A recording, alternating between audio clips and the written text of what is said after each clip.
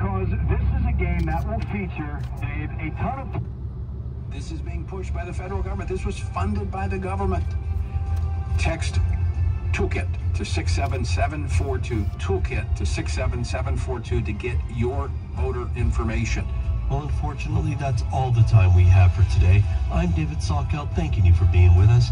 I look forward to having you back here again next week for the weekend edition of Washington Watch. The weekend edition of Washington Watch with David Salkeld is brought to you by Family Research Council and is entirely listener-supported. Portions of the show discussing candidates are brought to you by Family Research Council Action. For more information on anything you heard today, or to partner with us in our ongoing efforts to promote faith, family, and freedom, visit TonyPerkins.com. Hey friends, it's Jessica Peck, Dr. Nurse Mama, as your 1-minute parenting coach. Do you feel pressure in today's world to be a perfect parent? We feel like if we don't have our kids in the honors program or in select sports or wearing the latest fashions, we are somehow failing them. The truth is, our kids don't want perfect parents, even if that were possible. They want present parents. Are you physically in your child's presence every day? And when you are you emotionally present? Are you living in the moment? Are you making eye contact for 20 seconds or more? Are you listening with your whole face and attention? When you feel badly about your child not having something, remember that truly the thing they want most is you. I'll see you on the Dr. Nurse Mama radio show on American Family Radio. Election Night Coverage 2024 on American Family Radio. AFA President Tim Wildman, Vice President Ed Vitagliano, News Director Fred Jackson, Wesley will be here, Walker will be here, and the American Family News team bring you election returns and analysis from a Christian perspective. We'll be up here for 5 or 6 hours. Yes. And on Election Night beginning at 6 Central, it's Election Night Coverage 2024 on American Family Radio.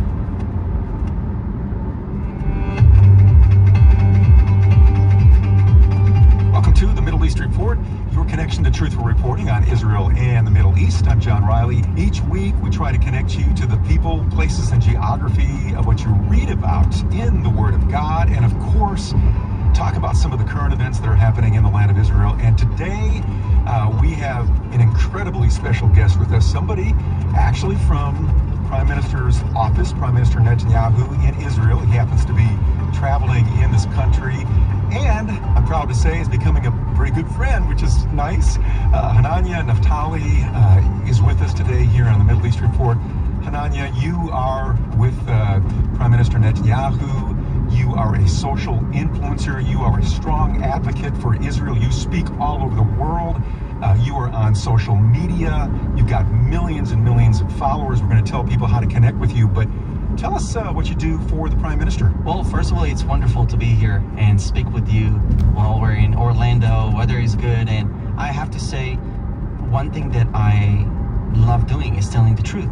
And especially, we live in times where telling the truth is a rare ingredient in our world. So that's what I've been doing. I worked for Prime Minister Netanyahu for, 6 years? I worked for him for about 6 years as a social media advisor for him, which basically means that I run his social media accounts, not all by myself, but yeah, that's what we do. We give hopefully good advice when it comes to media.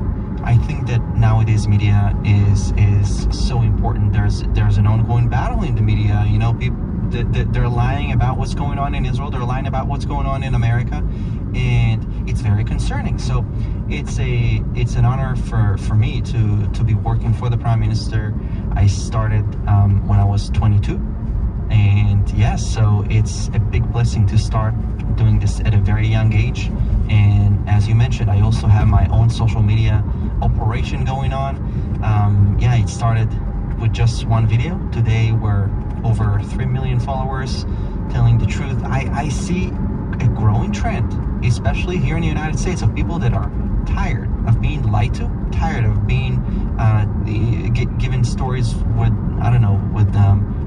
too many ads on. Just give me the story. Tell me what's going on. And that's exactly what I'm doing. You do that in so many different ways. You mentioned social media, and I follow you on Telegram. People can follow you on Telegram. And of course, you also send out an email to people. People can get on your email list and they can follow you that way. And you're always bringing people, you know, news and information that's coming from Israel that they won't hear anywhere else. And it seems like, Hanania, since October 7, 2023, that horrific day in the land of Israel among the Jewish people, the news media bias against Israel has just gone off the chart. It already was prior to that, but are you seeing that just off the chart as far as the bias and the lying against the Jewish people and about what's happening in Gaza, what's happening now in Lebanon, the Lebanon-Hezbollah war that's going on right now? Absolutely.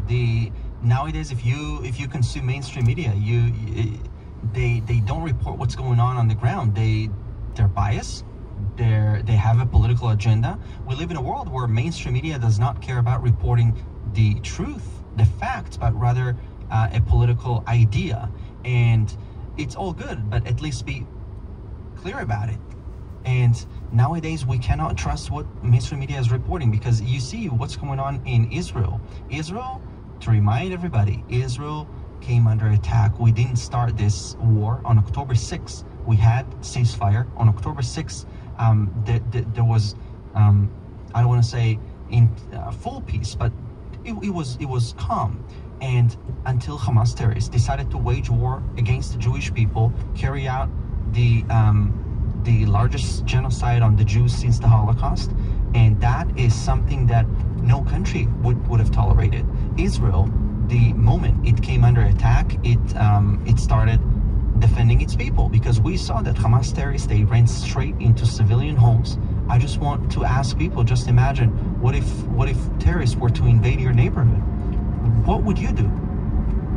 Would you want an army to defend you? You would want your country to stand for you and to make sure that you're safe. And that's precisely what Israel is doing. But we're not shocked by how Israel is being portrayed, but this is not okay, because they're portraying Israel as the aggressor, as the country that needs to cease fire. How about the enemy ceasing the fire? We didn't start firing, as well as Lebanon.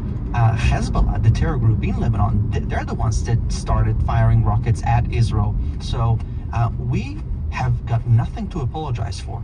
Israel is merely defending itself, and it cannot apologize. We are done apologizing. The days the Jews are being sent to death like sheep to the slaughter are over. We have a country, we have Israel, and we're going to do everything in our power to defend ourselves by ourselves. And on top of that, the God of Israel is alive. The God of Israel is standing with Israel. So that's really, I would advise the enemies of Israel to really pay attention to that, because every enemy that tried to erase the Jewish people is now buried under the ground. Empire after empire tried to destroy us, and you see where they are. We still stand, and it means that we know how the story is going to end eventually. Hanania Naftali joining us today, a social media influencer. He's also on the staff with Prime Minister in the social media area, and we're talking about things going on in Israel right now. And you mentioned ceasefire. There are political forces that are saying ceasefire. It's amazing to me that here in the United States, we saw that happen when Israel went into a ground offensive against Hezbollah, who, by the way, has been firing on Israel since October 8th. October 7th, 2023, Hamas came across, slaughtered 1,200 innocent Jewish people, horrific things that were done to the Jewish people. The day after, Hezbollah began to fire rockets on northern Israel, continues to this day, and it's at close to 10,000 or more rockets that have been fired at Israel from Hezbollah. And now Israel's taking care of business, and it wasn't long after, Israel said, okay, we're going to go in and do a ground offensive, that you hear this call for a ceasefire. How does that make you feel, or what's your perspective on this whole idea of a ceasefire, especially as an Israeli citizen? Well, to me, that's preposterous, because when we came under attack, I got deployed. I went to the military on I think it was 2 days after October 7. I said goodbye to my wife, and I drove my car to the military base, not knowing when is the next time I'm going to see my wife. And we were invaded. Our people were murdered, kidnapped, and they tried to capture kibbutzim, towns and villages. So then people are calling us to ceasefire. They're calling us to calm things down and to try to solve things diplomatically. If one rocket was to be fired at a city in the United States, and if the world would tell you to calm down and to try and solve it diplomatically, you would also be mad, and you would also tell them to sit down, be quiet, and let us do the job. That's what I'm telling to people, that those that were silent when Israel came under attack, please keep and be silent when we are busy defending ourselves. Because at the end of the day, you see in history, when 9/11 took place in the United States, nobody called for a ceasefire. Nobody said we understand both sides, we understand Al-Qaeda, we understand the Americans. Everybody knew that this is evil and you have to fight evil. So unfortunately, I'm not happy about this situation, but unfortunately we live in a world, and I'm saying this as an Israeli, as a Jew, I'm based in Israel, and I with all my work, I'm saying this. Unfortunately, we live in a world where evil exists, and you need to fight evil. The Bible talks about it. God is a God of war, not just a God of mercy and love. He's a God of justice. And the war that we are fighting right now, this is not just Israel's battle. That's why I think it's important to stress it out that, people may be asking, well, why are we talking about Israel? There are a lot of problems in America. And I think that what happens in Israel is like a wall, like a shield, shielding the West from radicalism. And Israel cannot lose this battle. There's no such an option, because Israel stops radicalism from coming to you guys in the US, from coming to Europe. But unfortunately, I'm going to end with this, that unfortunately we see radicalism thriving across America, in Europe. I can't wrap my head around it. How people are allowed to burn the flag of America, remove the American flag, wave instead of that the Palestine flag, burn it. This is not freedom of speech. This is freedom to incite. As someone who served in the Israeli Defense Forces, who knows what it means to fight for freedom, to see people abuse freedom like that, you have Americans that laid down their lives, made the ultimate sacrifice so that we could be talking here right now, so that people could be listening to this radio show in their cars, driving to work, driving to friends. People made a sacrifice for that. How can you abuse it like this? This is not freedom of speech. This is freedom to incite. Well, that is truth, and that's the kind of truth that you will hear from Hanania Naftali if you follow him on social media. Over 3 million followers, and you can find him on all sorts of social media outlets out there, but one of the ones that I can encourage you to go to is Telegram. That's a relatively new social media site, and you can follow him there. He's always posting up-to-date news items that are happening from Israel and the Middle East in real time. So when you keep up with Hanania, you're going to be keeping up with what's going on there in real time, and you can tune into the Telegram channel there. I just heard you speak, Hanania, and you were talking about some Nobel Peace Prizes going to some people in the United Nations, and I have to tell you that I was like, are you kidding me? What in the world is going on? But then it doesn't surprise me with what's going on in the world. Tell everybody when I'm talking about these potential Nobel Prize, nominations, if you will, going to some people in the United Nations. I mean, it's crazy. Again, this is a new level for the double standards, a new level for hypocrisy.